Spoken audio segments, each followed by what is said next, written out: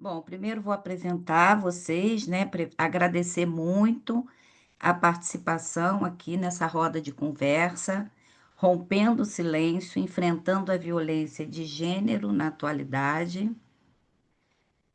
e Ângela Bretas, falando um pouquinho sobre Ângela, ouvidora da mulher da UFRJ, doutora em educação pela Universidade do Estado do Rio de Janeiro, mestre em educação pela Universidade Federal Fluminense, especialista em relações étnico-raciais e educação pelo Cefet, especialista em psicomotricidade pela Universidade Estácio de Sá, licenciada em educação física pela UERJ e graduada em avaliação pela Faculdade Seis Gran Rio. Desenvolve Isso. pesquisas na área da educação física e do lazer, discutindo mais especificamente os elos entre as relações étnico-raciais e o lazer. É professora associada da Escola de Educação Física e Desportos da Universidade Federal do Rio de Janeiro, vice-diretora desta mesma unidade acadêmica, colaboradora da Superintendência Geral de Ações Afirmativas e Diversidade da UFRJ, da Comissão de Heteroidentificação da UFRJ e integrante do Coletivo de Docentes Negras e Negros da UFRJ. Desenvolve projetos de educação antirracista na escola básica, no âmbito da extensão universitária, coordenadora do Grupo de Pesquisa Ancestralidades em Rede, Grupar, criadora do podcast Papo de Lazer com Ângela Bretas. E é um prazer recebê-la aqui e vou apresentar também nosso querido amigo psicomotricista, professor doutor Eduardo Costa, doutor e mestre em Ciências, Saúde da Criança pela Fiocruz, psicomotricista educacional e clínico há 40 anos, criador da formação em transpsicomotricidade, psicomotricidade com base no pensamento complexo e na transdisciplinaridade há 26 anos. É docente de várias pós-graduações no Brasil, organizador de vários livros em psicomotricidade e autor de vários artigos e capítulos de livros. Criador da Rede Brasil de Masculinidades há 15 anos. Mais uma vez, obrigada pela presença e sejam bem-vindos. Vamos então começar com Ângela.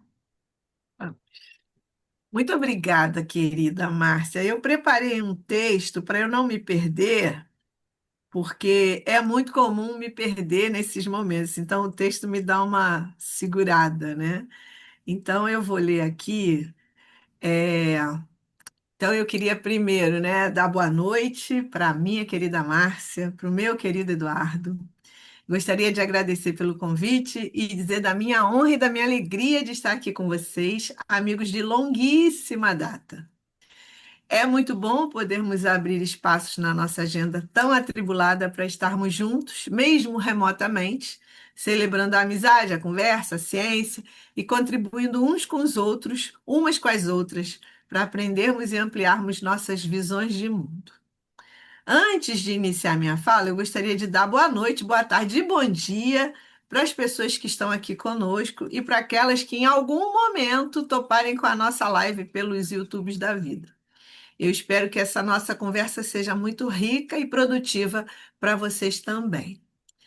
Antes, porém, preciso confessar que o meu método de pensar nas minhas falas em momentos como esse não é dos mais confortáveis. Tem um sofrimento. Quer dizer, o que que eu quero dizer, como dizer, em que ordem dizer, de que modo dizer. Eu fico remoendo, tentando achar o fio da meada, que pode ser uma frase, que nem sempre é a melhor, ou a palavra que vai abrir o portal por onde tudo mais vai passar. Fiquei assim desde que Márcia me convidou, e conforme os dias foram passando e a data do nosso encontro foi se aproximando, o sofrimento foi aumentando. Até que nesse estado ruminante, voltei ao tema da conversa e pensei: bem, Antes de enfrentar, é preciso compreender as causas daquilo que precisamos encarar e combater. É recomendado conhecer o campo da batalha para podermos afiar nossas armas e ferramentas e para podermos criar as táticas para o combate. Quando uso o termo táticas, preciso dizer que é no sentido sertoniano, isso é, de modos de reagir e lutar dos mais fracos. Então, nesse debate acerca do enfrentamento da violência de gênero, precisamos entender, em primeiro lugar, o que é gênero, para depois podermos compreender as consequências dessa construção social. Enfim, gênero é uma construção social, acabei de dizer, que nos ajuda a entender as relações entre homens e mulheres, os jogos de poder e os sistemas de opressão. O gênero é um papel social que define padrões de comportamentos, tarefas, condutas, modos de agir, expectativas em relação ao que é visto, nesse caso, como feminino ou masculino. Essa ideia leva ao conceito de estereótipo de gênero, isso é, cria-se uma imagem pré-concebida do que é ser um homem ou uma mulher, muitas vezes baseada essa ideia em preconceitos e ideias falsas. Por exemplo, dizer que um homem não chora, ou que uma mulher deve cuidar da casa, que o menino não brinca de boneca, que menina veste rosa, esse tipo de coisa. Outro exemplo. Recentemente, o candidato à presidência da República, senhor Flávio Bolsonaro, disse que havia feito duas filhas para que cuidassem dele na velhice. Sim, porque mulher cuida, mulher é carinhosa e cuidar faz parte da sua, o quê? Da sua natureza. Esse termo natureza, essa palavra volta e meia vai aparecer. Nessa perspectiva, cabe à mulher as tarefas domésticas, cabem à mulher as tarefas domésticas e cabe ao homem prover a família. Esses estereótipos ou expectativas ou padrões estão na base da violência contra a mulher. A ideia de que existe uma essência do ser mulher e do ser homem integra as bases dessa violência e marca atualmente o fortalecimento de ideias tais como: mulher não sabe votar, mulher precisa ser tutelada, o homem precisa recuperar sua masculinidade. Acho que Eduardo vai falar mais sobre isso, inclusive de forma muito mais competente, inclusive. E aí, o homem precisa recuperar sua masculinidade, o homem é superior à mulher, etc, etc, etc. A masculinidade é, então, marcada por características tais como força, coragem, racionalidade, independência, e ao homem cabe o papel de provedor, de líder, de comandante, de autoridade. E a liberdade, a agressividade, competitividade, tecnologia estão naturalmente, de novo, destinados aos homens. Às mulheres cabem naturalmente a sensibilidade, e aí, de novo, naturalmente, natureza. Obviamente, às mulheres cabem naturalmente a sensibilidade, a afetuosidade, a emotividade e a dependência. Portanto, ocupam os lugares de cuidadora, de submissa, de rainha do lar, aquela velha história bela, recatada e do lar, passiva, compreensiva, cooperativa, e a elas estão destinadas ocupações que podem ser vistas como secundárias ou menos importantes em relação àquelas ocupações que os homens, que são atribuídas aos homens. Essa ideia que sustenta um sistema que oprime as mulheres e as submete, chamamos de patriarcado. E dele advém o machismo, o sexismo, a masculinidade tóxica e os movimentos que, de forma geral, estão ligados ao que temos chamado de machosfera.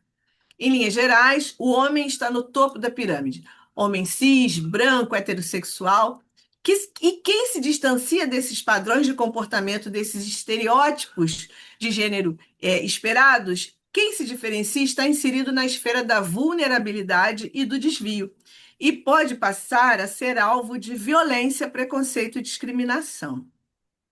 Mas existem outros sistemas de opressão que são o capitalismo, o racismo e a nacionalidade. Que, quando a gente fala em nacionalidade, a gente está falando de imperialismo e de colonialismo. O capitalismo se baseia na exploração de pessoas para obter lucro e gera desigualdade econômica, desigualdade política, desigualdade salarial, além de pobreza extrema para muitos e riqueza extrema para poucos. O racismo, que é outro sistema que discrimina indivíduos com base em sua raça, cor ou etnia, que se baseia na falsa ideia de que determinados grupos humanos são inferiores a outros e que tem como consequência a desigualdade de poder e de acesso a direitos, a oportunidades e a todo tipo de tratamento. A nacionalidade também é um sistema de opressão porque tem a ver com o imperialismo e com o colonialismo, que temos visto concretizados nas guerras, nas invasões de territórios, nos sequestros de presidentes de países, nos bloqueios econômicos, nos genocídios, mas também no eurocentrismo que permeia a construção de conhecimento, em especial nas universidades.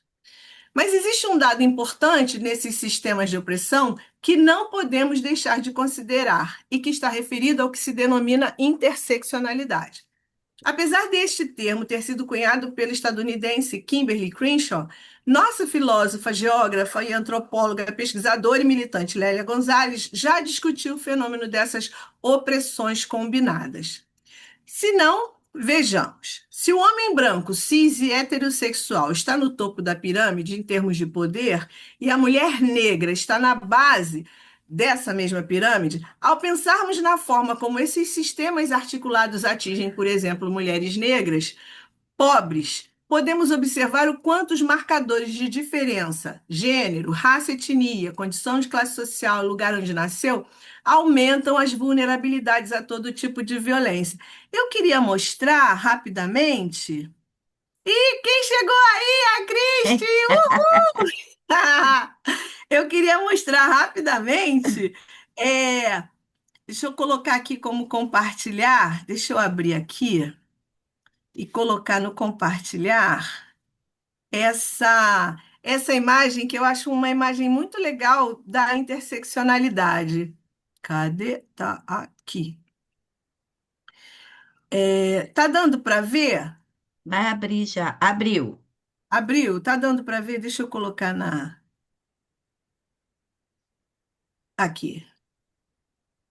Então, gênero e sexualidade que estão referidos ao patriarcado, Dá para capitalismo que ampliar a dá, imagem? peraí, eu espero que dê. Eita, peraí, deixa eu voltar lá então.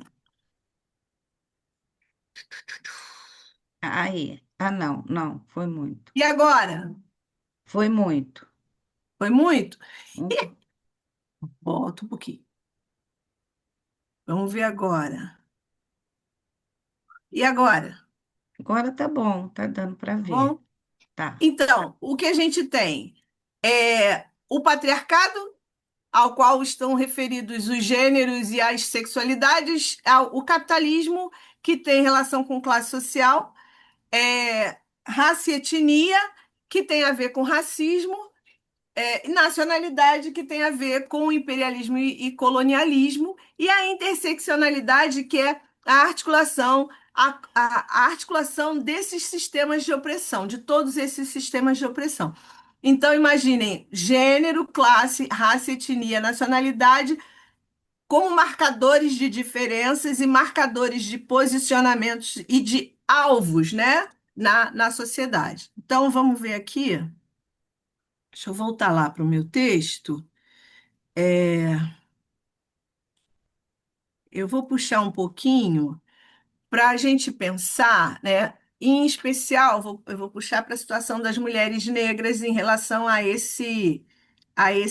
vou interromper o compartilhamento e puxar para as mulheres negras no que diz respeito a esse lugar social, a esses marcadores que se concretizam nas mulheres negras e pobres, por exemplo. Então, os dados do Fórum Brasileiro de Segurança Pública de 2023 dizem que 63,6% das vítimas de feminicídio são mulheres negras. 52,5% das vítimas de estupro e de estupro de vulnerável são mulheres negras. 45% sofreram algum tipo de violência do parceiro íntimo ao longo da vida. 45% de mulheres negras sofreram algum tipo de violência do parceiro.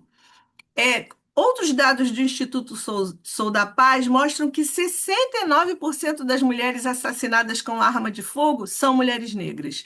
Dados do Atlas de Violência de 2023 também mostram que a taxa de homicídios cresceu no país 0,5% entre 2020 e 2021. Só que a taxa de homicídios para as mulheres negras aumentou e a taxa de homicídios para as mulheres brancas diminuiu. Então, vejam, a gente está falando de um alvo quase que preferencial da violência contra a mulher. Uma coisa é certa, a violência atinge a todas as mulheres, mas quando as opressões se articulam, e a gente está falando lá da interseccionalidade, a violência aumenta, a vulnerabilidade aumenta. Por exemplo, uma mulher sem renda própria está mais vulnerável do que a que tem renda. Uma mulher negra sem renda própria está mais vulnerável ainda, porque sobre ela ainda recai a opressão do racismo. Então, vejam, a gente precisa, para entender isso, a gente precisa também situar um outro aspecto que tem a ver com o ciclo da violência. A violência que culmina com um homem matando uma mulher não é um ato repentino.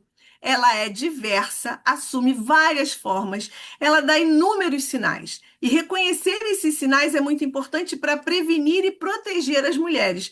Portanto, fique atenta, porque a violência tende a aumentar. Então, chantagear, mentir, enganar, manipular, ameaçar, as coisas começam a. Você tem que ficar muito atenta quando isso começa a acontecer.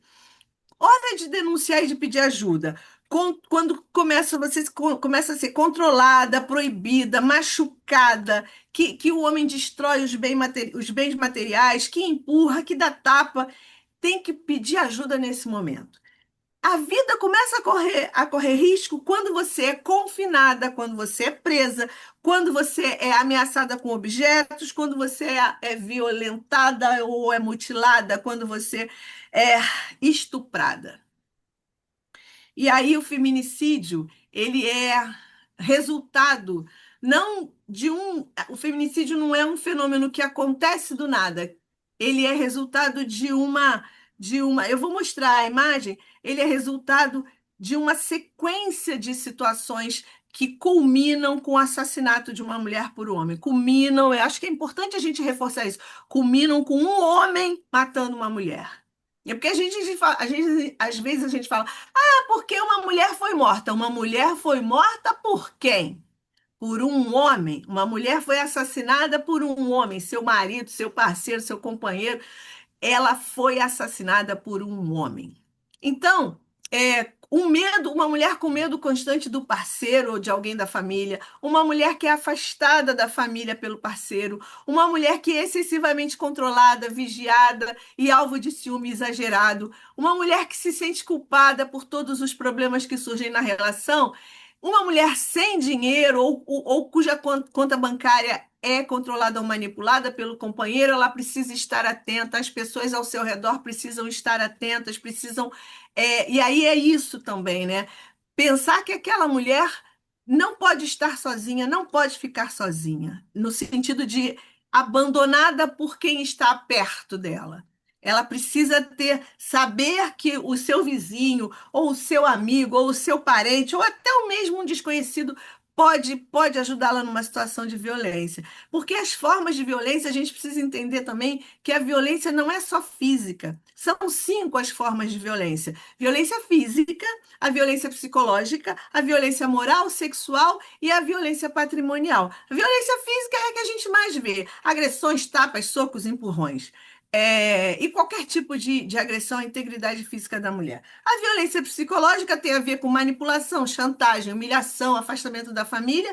A violência sexual, que também ouvimos falar demais, quando a mulher é obrigada a manter relações sexuais com quem ela não quer, ou assistir a relações sexuais, ou então participar de relações sexuais indesejadas. E aí. Esse tipo de. Sim, a violência patrimonial, que tem a ver com o controle da conta bancária ou dos bens materiais da mulher, e a violência moral, que tem a ver com injúria, calúnia, difamação, xingamentos, e que estão injúria, calúnia e difamação estão no Código Penal brasileiro. São três crimes contra a honra. Depois a gente pode até. Estou preocupada com o tempo. Mas aí, Não, fica tranquila, a gente está com hein? tempo. Então Nós tá. estamos Então com deixa eu falar. tempo. Ai, que bom. A principal diferença entre calúnia, injúria e difamação é que é o tipo de ofensa. A calúnia acusa falsamente um crime, né? A difamação espalha um fato negativo que afeta a reputação, mesmo sendo verdadeiro. E a injúria é um xingamento direto que ofende a dignidade pessoal. São três crimes previstos no Código Penal. E aí a questão que fica, né? Como se enfrenta a violência contra a mulher? Com políticas públicas, as políticas públicas são fundamentais no combate no enfrentamento à violência contra a mulher. E a Lei Maria da Penha está aí para provar, né? São 20 anos, ela completou 20 anos esse mês, e eu fico imaginando se ela não existisse. Todos os dias, 4 mulheres são mortas, centenas de milhares de mulheres são agredidas no nosso país. E imagina se não houvesse a Lei Maria da Penha. Imagina se a gente estivesse abandonadas, né? Se nós mulheres estivéssemos abandonadas pelo poder público, o que seria de nós? Mas, de qualquer maneira, existe muita coisa a ser feita ainda, né? Eu acho que é preciso pensar na independência financeira para as mulheres, porque a gente viu que a vulnerabilidade econômica está associada ao maior risco de violência.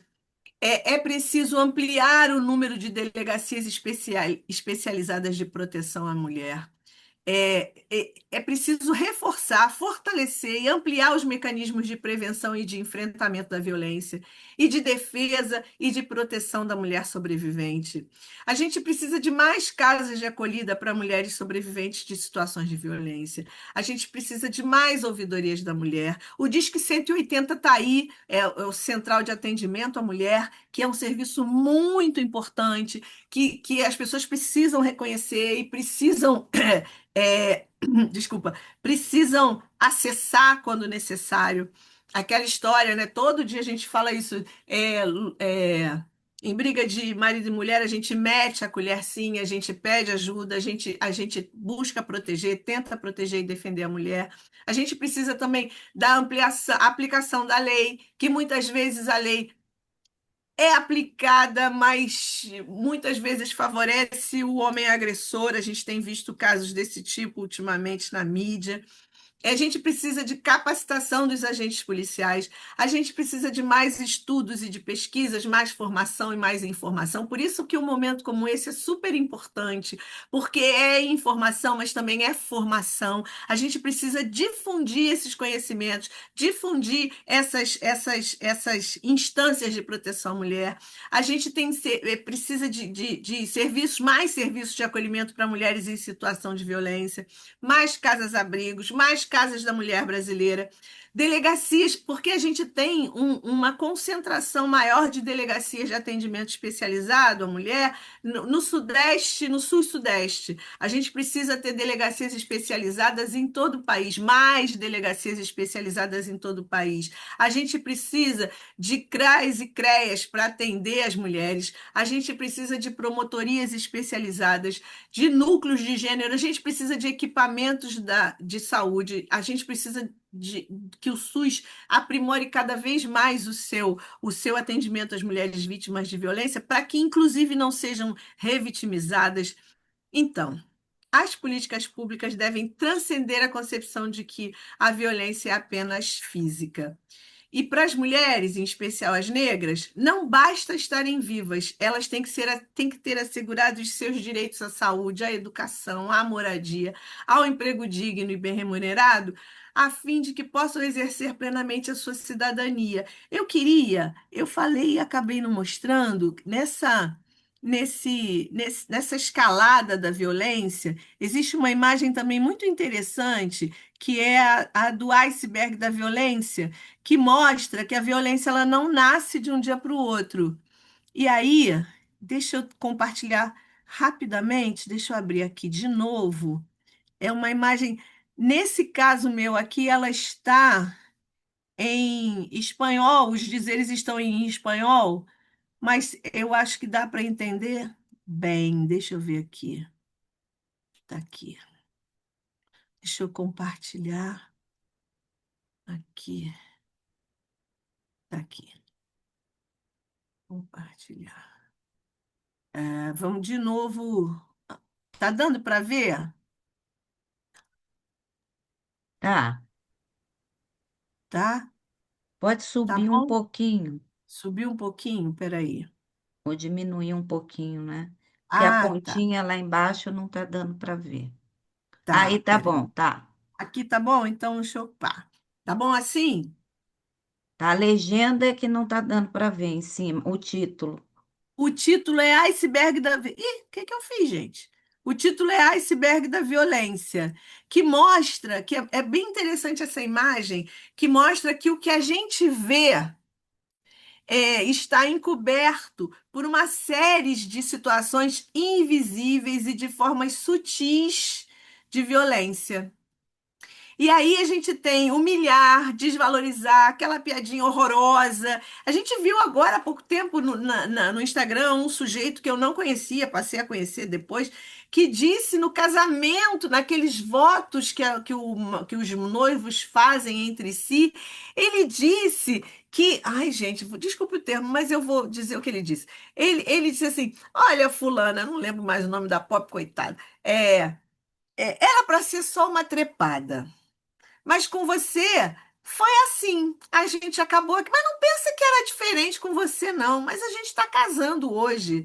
Sabe? Ele disse isso. Então ele já começa humilhando, desvalorizando, desqualificando. E aí a gente vê que fazendo piada com uma coisa que nada, que não tem a ver.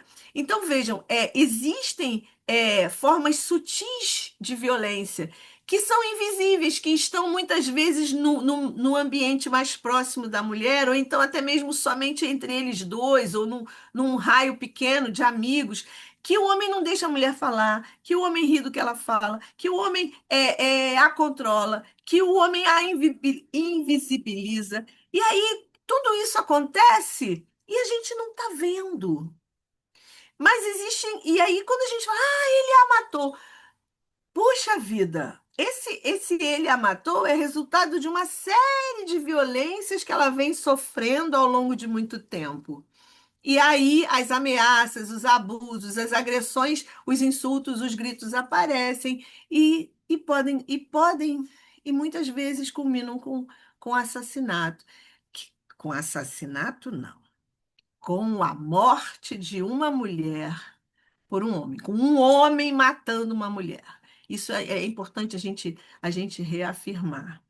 E aí é isso, assim. Eu acho que a gente pode agora, quando for necessário, se for o caso, vou interromper o compartilhamento e eu acho que assim a gente precisa pensar de como a gente pode enfrentar e aí enfrentar essa violência considerando a empatia, a solidariedade, as redes de proteção que a gente pode criar e também a dignidade da vida da mulher, dar condições às mulheres para que elas tenham vida digna, vidas dignas, pensando muito especialmente nas mulheres negras que a gente sabe que estão na base da pirâmide. Eu acho que esse é um bom ponto de partida para a gente começar a conversar.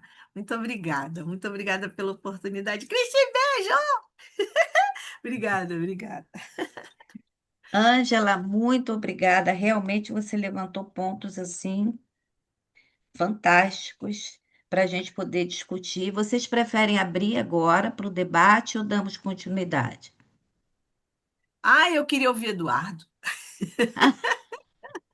Então, vamos dar continuidade e deixamos o debate após a fala do Eduardo, tá bom?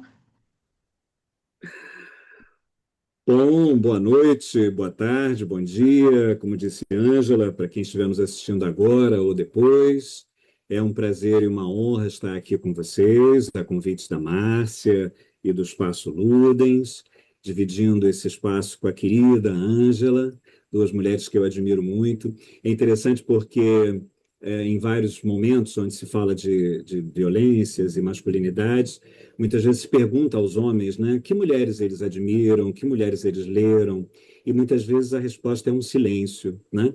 Eu tenho a honra de admirar muitas mulheres e lê-las em abundância, já há muitos anos, né? E saber do valor e da importância de todos nós para esse mundo caótico que a gente está, né?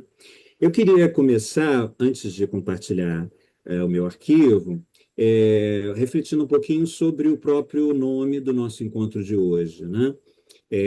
Quando Márcia nomeia como rompendo o silêncio, né, eu acho muito interessante porque, de fato, nós temos tido uma abundância de momentos onde esse tema é abordado, mas não em número suficiente, não com a plateia suficiente para que a gente possa realmente se deslocar.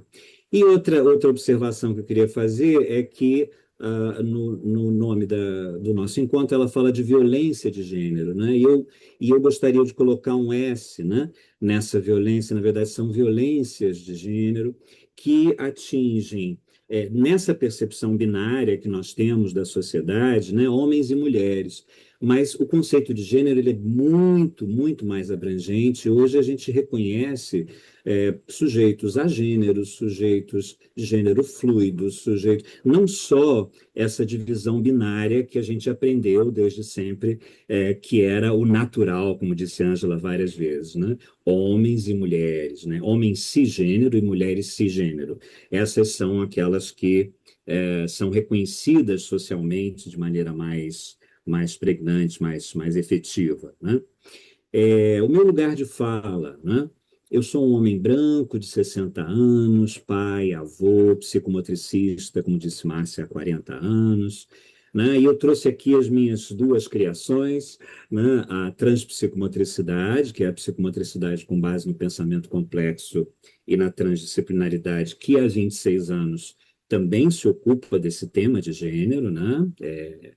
E a Rede Brasil de Masculinidades, que eu também esse ano completa 15 anos e que eu tive o prazer de iniciar, né? Então, é a partir dessas duas visões que eu vou trazer o meu olhar para vocês. Então, vou compartilhar aqui um arquivo. Vamos ver se todo mundo consegue vê-lo. Estão todos vendo? E com o subtítulo do encontro de hoje, como meu recorte, né, dentro do tema central, eu queria trazer essa provocação, né? Já que são os homens, e Ângela, sem dúvida, colocou a ênfase, e com toda a razão, porque eu quero adiantar que eu faço minhas as palavras de Ângela, todas, do início ao fim, até agora, né? Só vou trazer outros aspectos e reforçar alguns que ela trouxe, né? Então, o meu recorte, já que esses 15 anos, né, da rede, não só os 15 anos, antes eu já estava interessado no tema e já o estudava, mas nesses 15 anos que eu tive a oportunidade de conviver, né, porque a rede tem uma página no Face, um grupo no Face, um grupo no WhatsApp e o Instagram. Então, reunindo essas pessoas, né, ligadas às nossas redes, né, nós temos uma quantidade de homens muito grande, homens trans, homens cis, pesquisadores do tema das masculinidades, homens negros, enfim, uma variedade tão grande que eu aprendi muito com todos eles, né? Eu me recordo, já que nós, né, que a Ângela trouxe o recorte, né, da questão da população negra, né? Me recordo a primeira vez que um homem narrou para mim a realidade, né, de um homem negro, mesmo um não morador de comunidade, um homem negro, né, por exemplo, não poder sair com um guarda-chuva à noite.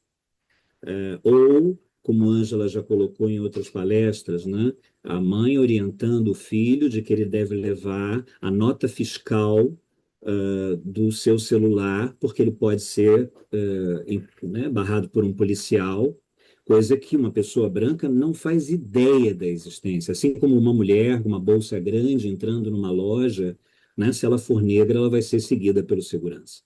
Então, existem questões realmente da ordem das violências, que não são só de gênero, né? Que a gente não pode perder de vista, né? Mas hoje eu vou trazer essa provocação, né? Então, são os homens realmente que dizimam as mulheres. Mas que homens são esses? Como é que eles se formam? Quem está formando esses homens, né? Quem impede a eles que sejam violentos, né? Isso é uma questão que eu acho que me parece muito importante, né?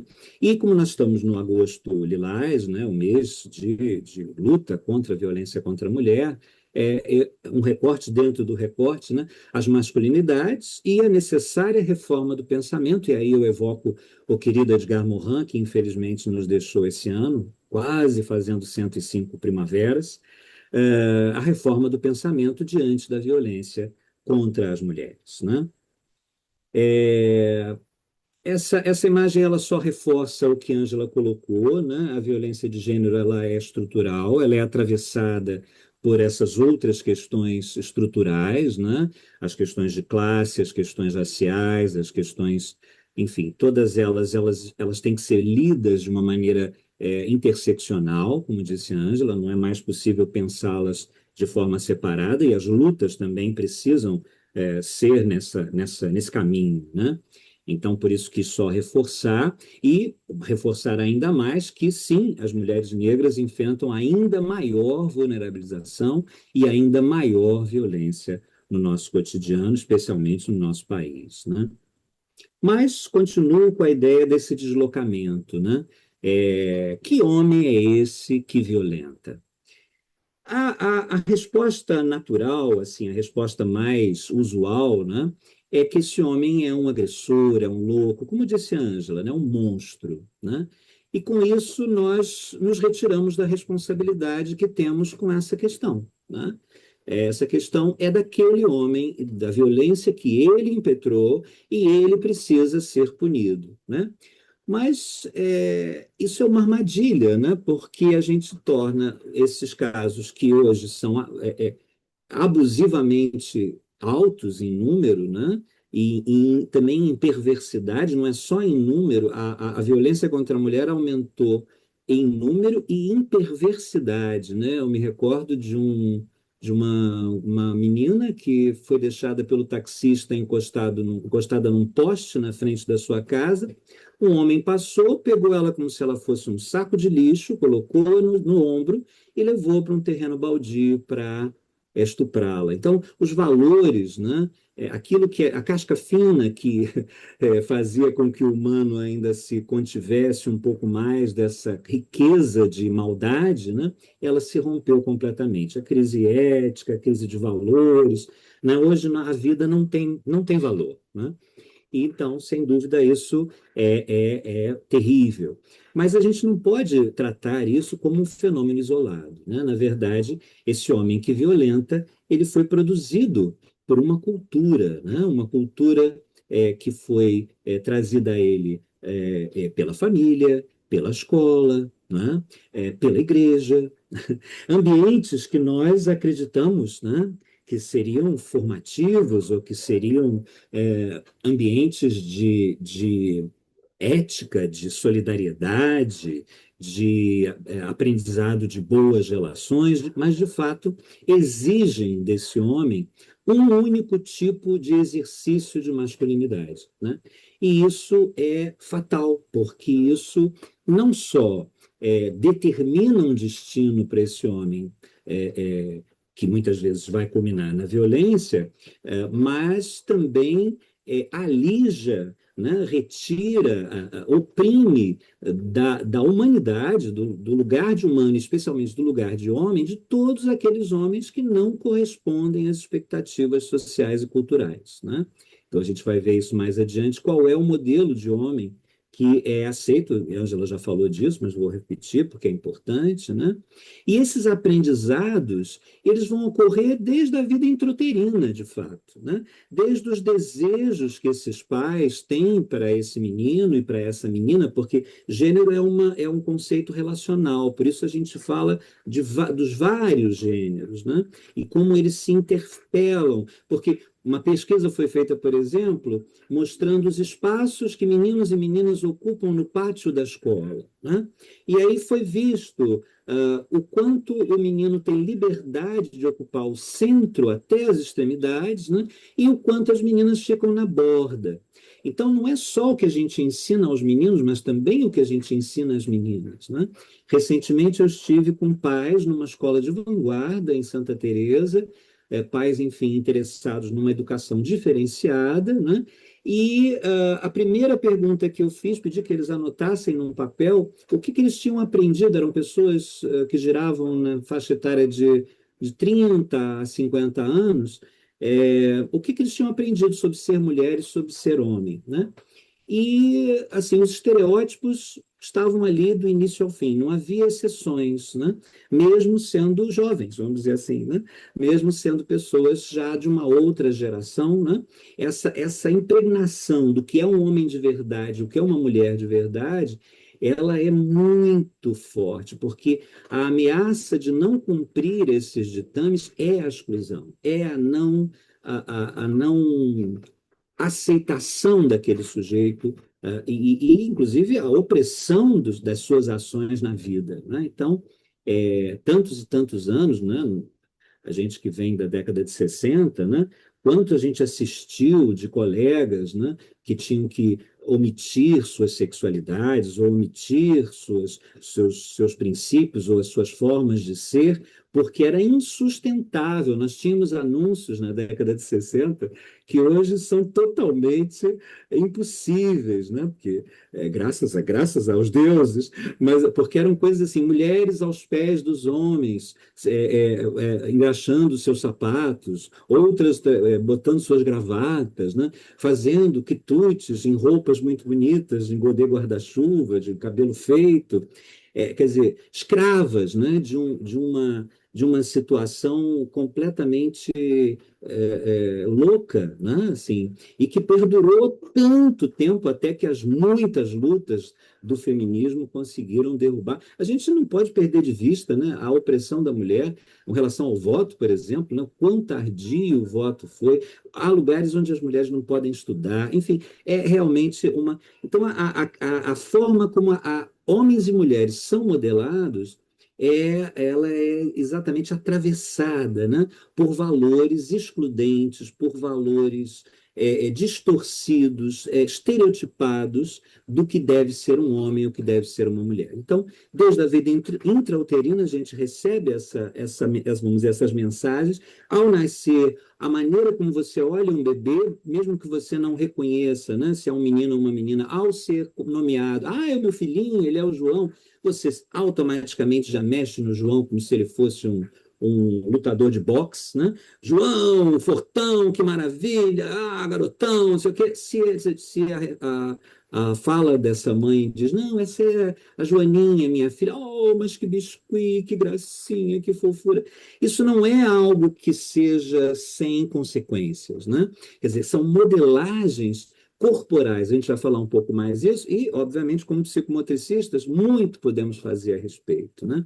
Então, um dos primeiros filtros que aparece nessa modelagem desses homens e dessas mulheres, mas no caso específico do homem, é a negação e o esconder da vulnerabilidade. Um homem não pode ser frágil, um homem não pode ser confrontado, não pode ser abandonado, né? Ele está acima, né? Ele está num lugar de privilégio que o impede, né? Que socialmente ele é convidado a não admitir, né, que haja qualquer desqualificação ou qualquer pequeno demérito do seu desejo, da sua ação no mundo, da sua presença no mundo, né?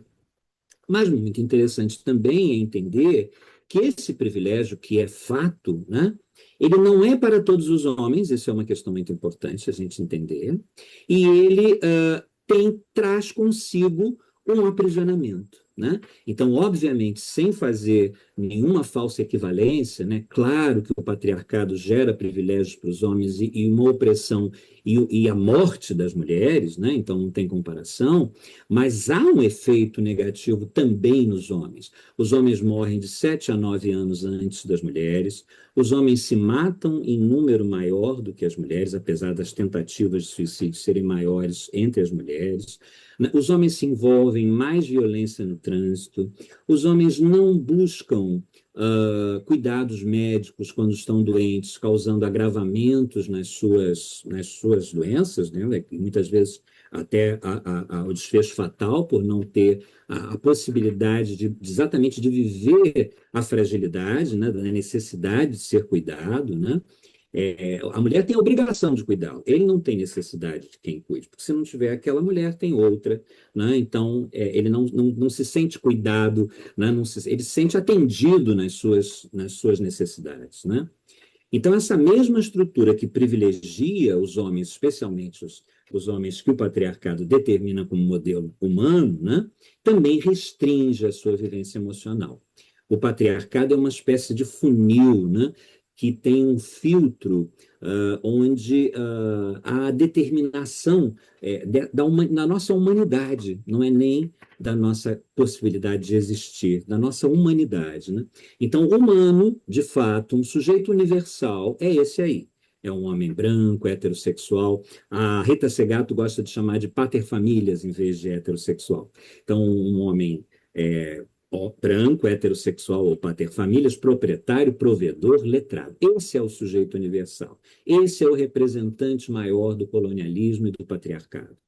Então, vejam que se esse é o sujeito universal, homens negros, homens indígenas, homens gays, homens bissexuais, homens transgênero, todos esses são outros, junto com as mulheres, junto com as crianças, junto com os idosos, junto com os deficientes, né? Com as pessoas com deficiência, perdão. Então, é muito importante a gente não perder de vista isso. Quer dizer, um homem, Fanon, né, um grande pensador sobre a questão da vida, né, da vida do negro, do psiquismo negro, né, ele vai nos dizer que um homem negro não existe. Sim, porque é isso. Dentro dessa perspectiva, esse homem negro não existe. Aí eu vou levantar uma hipótese que não li nada profundo a respeito, né? Mas por que será que as mulheres negras são as mais agredidas, né? Normalmente por parceiros negros, né? Esse homem, ele tem uma ferida narcísica que é, primeiro, do racismo que ele viveu desde o útero da mãe, né? Depois, uma desqualificação enquanto homem. Ele é subalternizado, ele é invisibilizado. Normalmente, o seu trabalho não é um trabalho que lhe dê orgulho, né? Eu digo, estou falando da massa, né? Da nossa população. É um homem que, então, chega em casa e muitas vezes não tem dinheiro para prover sua família, né? Então, o que lhe resta para ser poderoso? Espancar a mulher, até matá-la, né? Especialmente se ela se opõe a ele. Vejam que eu não estou defendendo de maneira nenhuma a violência contra a mulher, nem há justificativa para isso, e isso precisa ser parado, né? Mas a gente precisa entender que essa questão, porque as pessoas ficam perguntando, como é que eu ensino meu filho a não maltratar as mulheres? O buraco, desculpe o termo, é muito mais embaixo. A questão é muito anterior a você ensinar um comportamento gentil a uma pessoa. É uma questão estrutural, é a maneira como nós pegamos o menino, penteamos o menino, banhamos o menino. Quando ele chora, o que você faz? Quando ele demonstra medo, o que você faz? Normalmente, o que se pede a um menino, mesmo os educadores, mesmo até os terapeutas, é que ele seja um menino corajoso, violento, ativo, né? Que submeta o outro com o seu poder, né? E óbvio e que a gente sabe do poder que a criança ela necessita mais do que tudo pertencer. Ela precisa mais do que tudo ocupar um lugar no mundo, né? Ser amada, ela precisa ser amada. Então, para um menino, não há escolha. Para uma menina também não. Esses papéis, eles são impostos de tal maneira, né, que eles são uma condição de socialização. Eles são uma condição de pertencimento. Então a gente acaba reproduzindo. Eu mesmo que estudo isso há tantos anos, vira e mexe, diz, meu Deus, como eu fui machista aqui. Né? Meu Deus, como eu caí na armadilha. Porque é isso, nós somos, como dizia o querido Morin, nós somos possuídos pela cultura que possuímos. E isso está no inconsciente, né? Está no nosso corpo, está na nossa gestualidade. Então, uma coisa que me parece uma chave, né, porque a gente fala essas desgraceiras todas, tem que trazer algum alento e algum caminho de saída, né? Então, uma das chaves que eu vejo, no caso das masculinidades, que traz uma modificação muito interessante, é a questão do cuidado, né? Não o cuidado só como ação, mas o cuidado como uma categoria existencial, né? Porque, assim, cuidar de si mesmo, né? Coisa que o homem não consegue fazer, porque relaciona isso à fragilidade, né? Cuidar do filho, cuidar do parceiro ou da parceira, né? Especialmente na paternidade, é muito interessante os relatos e os estudos que vêm sendo feitos. A paternidade tem trazido essa oportunidade a muitos homens, né? Eles dão uma virada de chave quando eles conseguem exercer o cuidado a um filho, e isso então modifica aquela estrutura machista que determinava, por exemplo, esse alijamento no papel de provedor, né? E agora, com o aumento da licença paternidade, isso pode ter um efeito muito positivo, muito pena que foi diluído em tantos anos, mas tudo bem, ano que vem já são 10 dias, é o dobro. Isso pode trazer efeitos muito interessantes, né? Porque tudo que a Ângela falou é fundamental, né? Porque nós estamos num universo de adultos que estão matando adultos, né? Mas nós não podemos perder a perspectiva de quem está se constituindo ainda no modelo que esses adultos foram constituídos, né? Então, nesse lugar de transformação e de transmutação do papel do pai, existe aí uma chance muito grande, muito potente, da gente conseguir uma transformação mais profunda. E aí eu volto a trazer a questão do psicomotricista, né? Já que é a nossa praia, né? Um psicomotricista não pode se manter fora dessa discussão. Um psicomotricista não pode perder as oportunidades valiosíssimas que tem, tanto na educação quanto na clínica, para cultivar uma outra maneira, né, de entender o ser homem, o ser mulher, ou o ser não homem nem mulher, ou o ser homem e mulher, que são os gêneros que vêm lutando, né, por espaço e conseguindo, né, ser reconhecidos. Né? Desconstruir essa ideia de que o cuidado pertence exclusivamente ao feminino é uma chave muito poderosa. Né? E isso leva ao reconhecimento, né? Por isso essa não é fragilização, esse afetar do corpo do homem, né? Com o reconhecimento de que ninguém é autossuficiente, que todos precisam de todos, né? Que existe uma necessidade de convivência. E isso envolve reconhecer o outro como sujeito, né? Porque quando Ângela descreve um homem que eu vi agora, outro dia, uma mulher toda, como é que é o nome? Tatuada por um algoz que tatuou o rosto dela, o nome dele no rosto dela, no corpo inteiro dela. Ela estava fazendo uma série ela conseguiu se libertar desse homem, ela estava fazendo uma série de condutas, né, para tirar aquilo do corpo dela, porque é isso, é desde o controle financeiro a usurpar o corpo sexualmente, afetivamente, socialmente, enfim. Me lembro daquele, isso já faz muito tempo, muitos não vão se lembrar, mas daquela coleira, né, que uma modelo colocou com o nome do marido, enfim. Existe uma série de impregnações, né, que vão cometendo essas violências e vão tirando essa pessoa do lugar de outro, né, do lugar de humano. Né? Então, se a gente usa esse paradigma do cuidado, a gente necessariamente tem que reconhecer esse outro, né? E também reconhecer o desejo desse outro, né? Assim como quando a gente tenta ser bons pais, né? Ou seja, não se grava num filho os nossos valores, nós vamos apresentar os nossos valores, mas o filho e a filha vão construir os seus caminhos, vão nos dizer não, né? Então, essa mulher, ela tem direito de dizer não, esse homem tem direito de dizer não, porque muitas vezes ele é cobrado de coisas que esse patriarcado chama de naturais, né? Então, o homem, ao ser intimado a ser o provedor, ou a ser o valente, ele pode dizer não. A mulher pode dizer não ao ser oprimida, ao ser. Então, isso é um reconhecimento, tanto que a criança, né, aos 2 anos, traz esse não exatamente para nos mostrar isso. Ela ela não é nós, né? Ela não é a pessoa com quem ela está, ela é ela mesma, né? Então, dizer não é fundamental e ser escutado nesse não é fundamental, né? A violência, então, vai surgir, né? Surge quando esse outro é reduzido a objeto, e objeto de posse ou controle. Então, se vamos no caminho contrário, há uma chance, né, da gente poder evoluir um pouco mais, porque é muito assustador, né? Eu que venho acompanhando os movimentos, antes era muito incipiente, os movimentos ligados à violência contra a mulher, muito remotos e tudo. A rede foi criada exatamente para religar esses movimentos.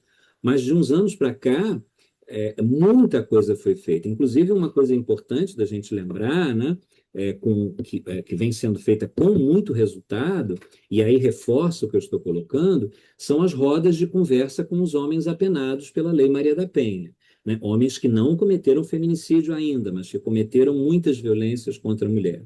Eu tenho o prazer e a honra de conhecer o Sérgio Barbosa, que é um precursor desse trabalho, né? E ele tem tido resultados interessantíssimos.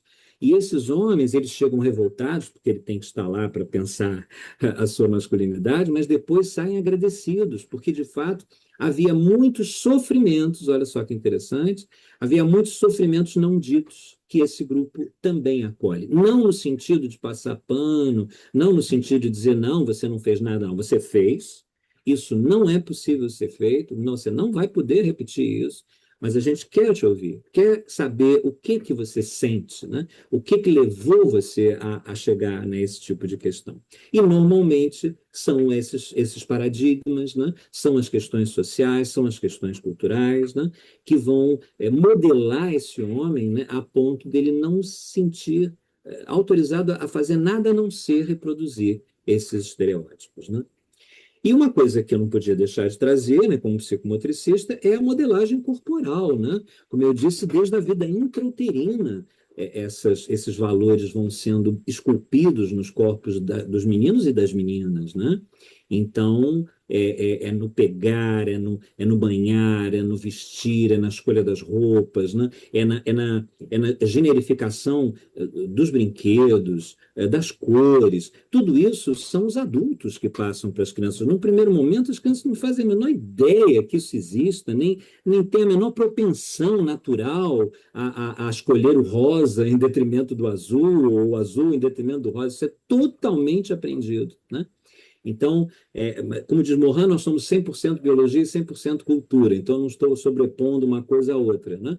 Mas é exatamente isso, a modelagem não é só cerebral, não é só cortical, não é só do pensamento, é uma modelagem gestual. Por exemplo, se um homem o menino move demais os quadris, ele aprende rapidamente que isso é totalmente inadequado para ele, né?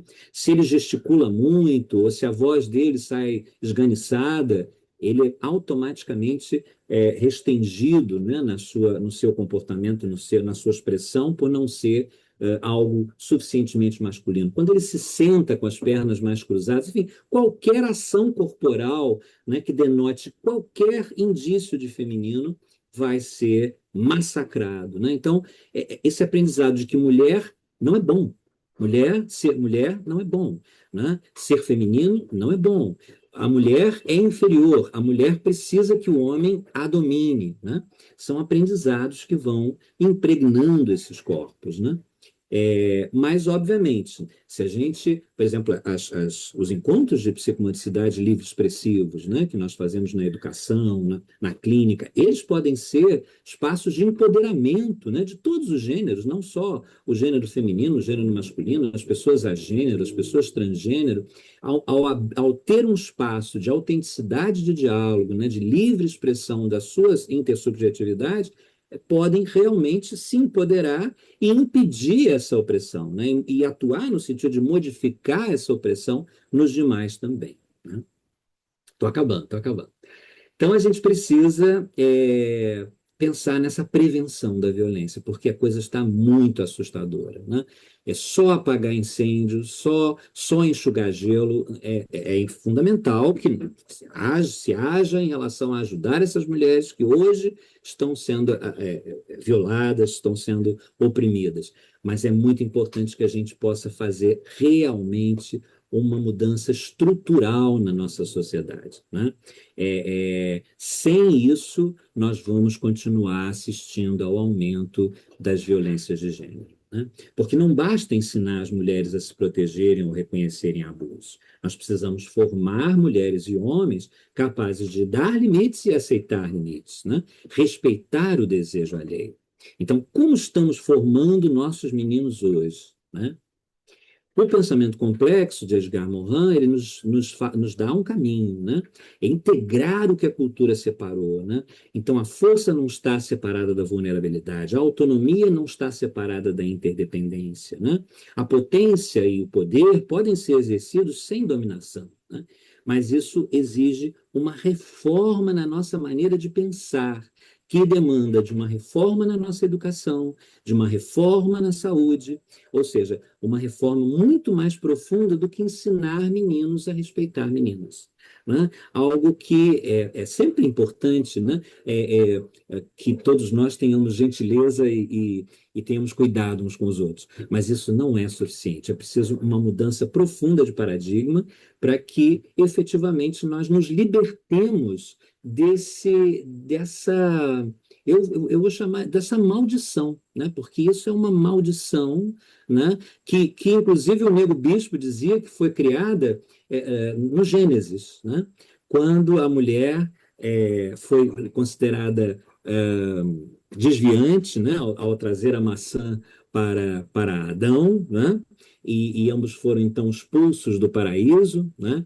Mas colocando a mulher como vindo da costela de Adão, né? Então essa lógica que, inclusive, o pensamento, né, católico reforçou e alguns outros pensamentos, por exemplo, tínhamos outro dia um bispo revoltado, né, porque as pesquisas mostram que não só as mulheres negras, mas as mulheres evangélicas são as que têm maior nível de agressão, sofrem maior nível de agressão e são mais assassinadas, né? Então, isso tudo precisa ser realmente transformado, né?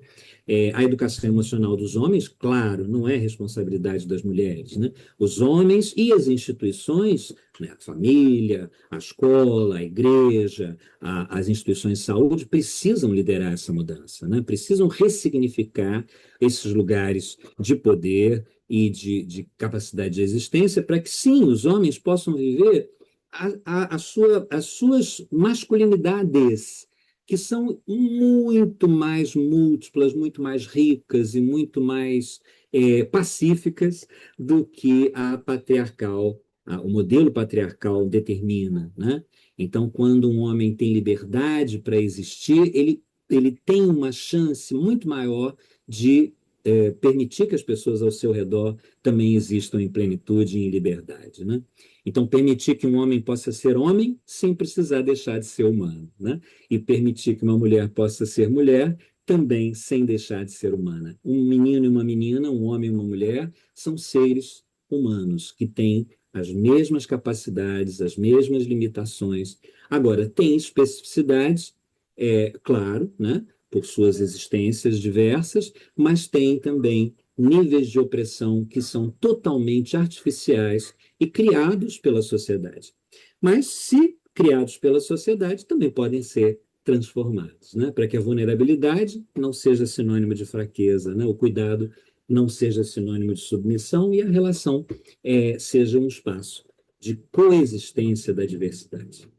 Bom, para aqueles que têm, eu agradeço muito a escuta, né? Para aqueles que têm desejo de conhecer um pouquinho mais da transpsicomotricidade, esse é o endereço do Linktree com as nossas redes todas, YouTube, Instagram, etc, etc, telefone, tudo.